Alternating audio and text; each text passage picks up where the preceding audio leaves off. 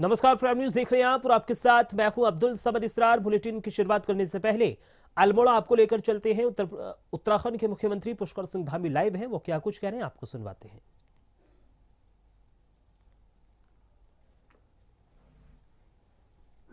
उन मैदानों को हमने कहा है कि जो भी अग्निवीर भारत की सेना के लिए अपनी तैयारी करेंगे, अपना प्रशिक्षण लेंगे, उनके लिए वो मैदानों पर उनको पूरा उपयोग करने के लिए उनको दिया जाएगा।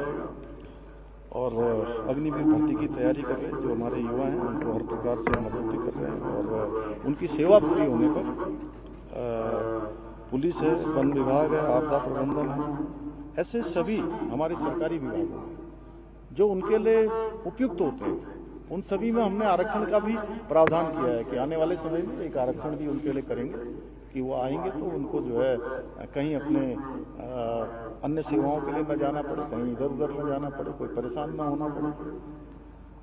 क्योंकि हमारी सरकार ये सैनिकों को समर्पित सरकार है, उनके परिवारों के लिए पूरी तरह से उनके कल्याण के लिए उनको प्राथमिकता पर लेकर काम करने वाली सरकार है। हम आदरणीय प्रधानमंत्री मोदी जी के मार्गदर्शन में, चूंकि आज जिस प्रकार से देश की सेनाओं को मजबूत करने का काम हो रहा है, और उन्हीं के मार्गदर्शन में हम भी जो है सैनिकों और उनके परिवारों के लिए, उनके उत्थान के लिए पूरे संकल्पबद्ध होकर हम काम कर रहे हैं।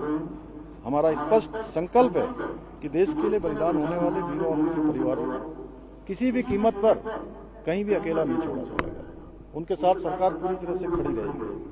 और इसीलिए हमने कुछ निर्णय भी लिए कि शहीदों के जो हमारे आश्रित थे उनको पहले उनके शहादत के बाद, उनकी वीरता के बाद अनुग्रह राशि को 10 लाख रुपए मिलती थी।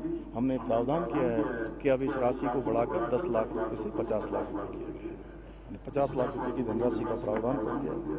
और ये वृद्धि केवल आर्थिक सहायता नहीं है, बल्कि हमारे जो बलिदानी हैं, अमर वीर हैं, शहीद हैं, हमारे वीर हैं, उनके प्रति हमारी अटूट कृतज्ञ राष्ट्र की भावना का एक प्रतीक है कि उन्होंने देश के लिए अपना सर्वोच्च बलिदान दिया है। और परमवीर चक्र से लेकर मेंशन इन डिस्पैच तक के सभी वीरता पुरस्कारों के एकमुश्त एवं जो वार्षिकी राशि है उसमें भी हमने ऐतिहासिक रूप से बढ़ोतरी की है, बढ़ाया है।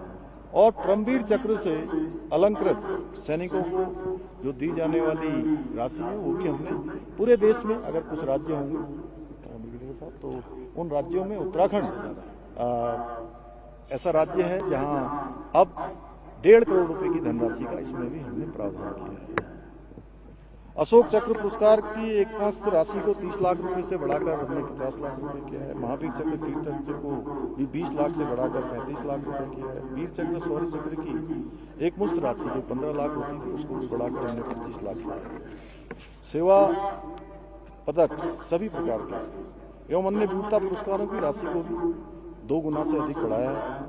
बलिदानी सैनिक परिवारों में एक सदस्य को सरकारी नौकरी में समायोजित करने का भी हमने निर्णय लिया है।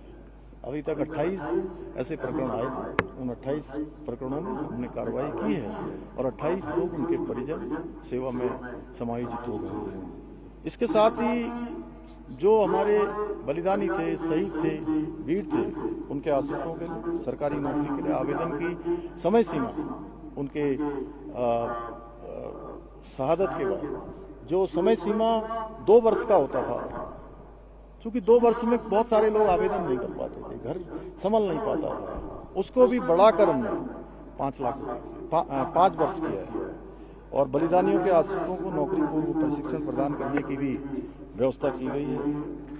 शहीद सैनिक, उनकी पुत्रियों के विवाह अनुदान जैसी संवेदनशील योजनाएं आज संचालित की जा रही है।